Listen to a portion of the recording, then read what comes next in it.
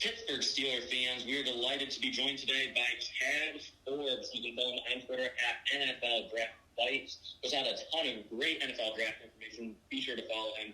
Chad, how are you doing today? Great night, guys. Can't wait to talk Steelers football. I'm excited.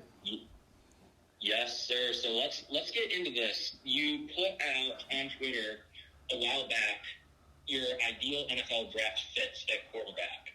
And when it came to Malik Willis, you actually gave him to the Steelers in terms of being the best fit. Is there certain trait in Malik Willis' game that makes you think that he would be a really good fit? And I'm saying this as a big Malik Willis fan. Why do you see him as an ideal fit for Matt Canada's offense at Pittsburgh? A lot of people a few months ago were suggesting Kenny Pickett, the Pittsburgh quarterback, would land in the hometown. And that felt a little bit just like Ben Roethlisberger. Now, Pickett's more athletic, but he's definitely a stationary pocket guy. With Malik Willis, you're just adding a completely new dimension and taking the offense in a whole new direction. Not going to say he's Lamar Jackson, but he's very athletic, heavy on the RPO game, which is going to be a big feature in their offense going forward.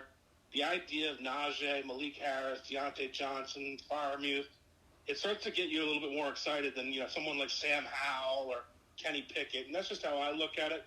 And, oddly enough, since I kind of posted that the Steelers were hot on Malik Willis, people have kind of come around to that idea. Hey, Chad, this is Jeremy. I wanted to kind of follow up on that.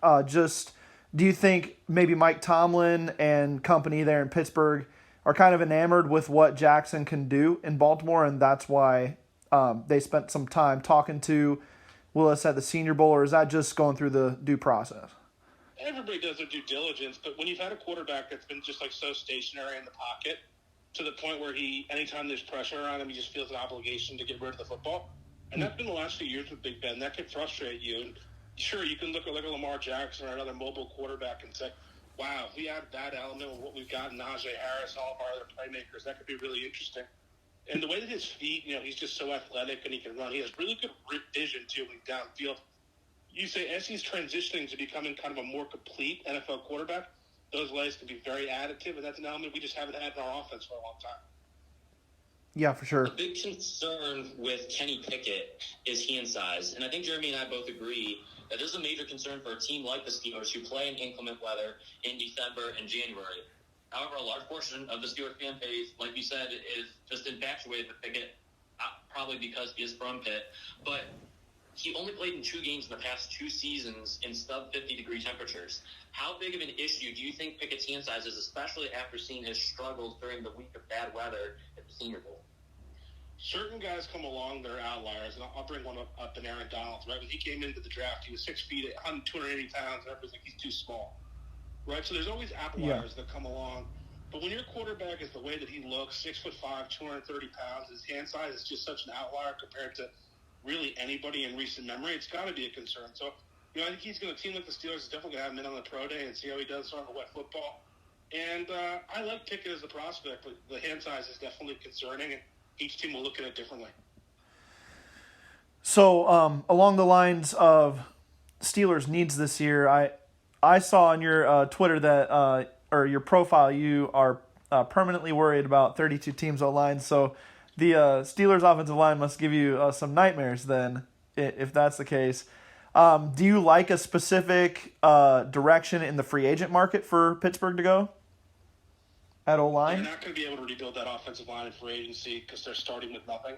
Sure. You can add a couple players in along the way and say that'll help, but they've really – you look at the successful job they did for Pouncey, DeCastro, Marcus Gilbert, back in the day. Mm-hmm. And I think they're going to try to go that same direction of rebuild it young, coach them up. And, I don't say that I dislike everybody along that offensive line. I think Dotson might be a piece. The center was a little disappointing in his rookie season, but I actually thought Dan Moore showed some progress down the stretch. So, yeah, it definitely concerns me. And I think that's one of the issues if you do trade up for a quarterback is you got to give up the picks that you're going to need to really help fill that offensive lineup. So, it's definitely a concern for me.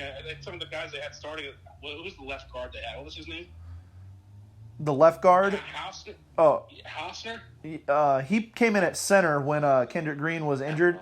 Hassenauer. And then they had, Okorafor, who's just, I think some people are telling me he's going to get $10 million in free agency per year. And I'm like, are you delusional? Yeah. Trey Turner was the guard opposite Dotson for the majority of the year. Yeah. Yeah, Trey Turner he had an okay season. He just looked a little past his prime. It's like you're not going to get the job done with guys like B.J. Finney and the other group they got there. So they've got a lot of work to do, but I really think it's got to be in the draft. Sure. To follow up on that, I was really intrigued by what Kevin Colbert said in his last week's interview on Monday when he came out and spoke to the media, and he said that he saw offensive tackle as a deep class and the interior offensive line a little bit weaker class. Now, we may disagree on this one, but just from the players that I have taken a dive into, to me, after the top three tackles, there is a big drop-off. I can see a ton of great prospects that at least can develop into left tackles. You may have a few good right tackles on day two. But to me, at guard, you still got some guys. Lasita Smith on day two, got really high. Tyrese Robinson potentially on day three. There's some good guards. Look for some good centers. Cole Strange with some versatility at the Senior Bowl. What is your take on the offensive line, where its strength is, and is there a certain prospect that you really like?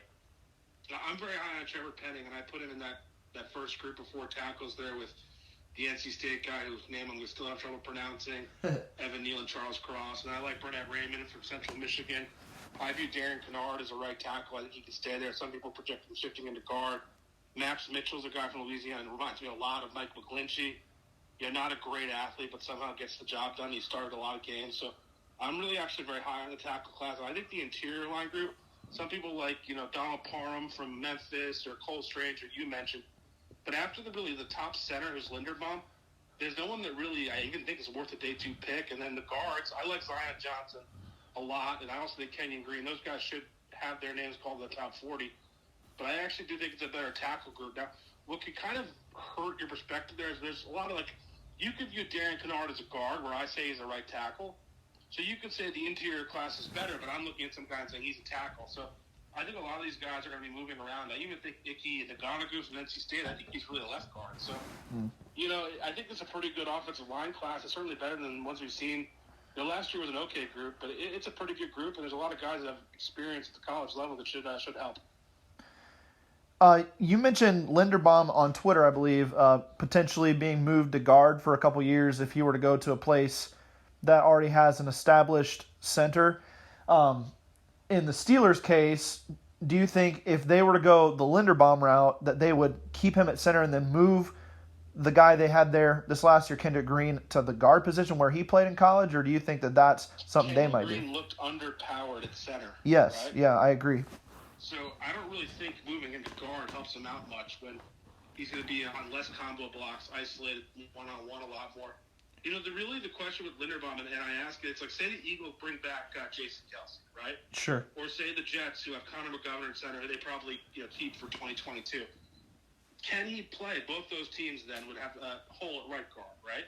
Right. We all know he's a zone blocking style center. You want to let him reach and run, get to the second level. He reminds you a little bit of Jason Kelce, right? And so really what I'm asking is, if you love him and say, oh, yeah, this guy's the next Jason Kelce, he's going to be a 5-time Pro Bowler in our system, well, can you play him at right guard for a year and be on the backside of those kind of zone looks? So I don't really think he's a Steelers fit. Zion Johnson strikes me a lot more as a Steelers fit. Some of the day two tackles, whether it's Kennard or Rasheed Walker, strike me as fit. But they just have work to do all across the offensive line, and I don't think displacing Kenyon Green to guard is really the answer.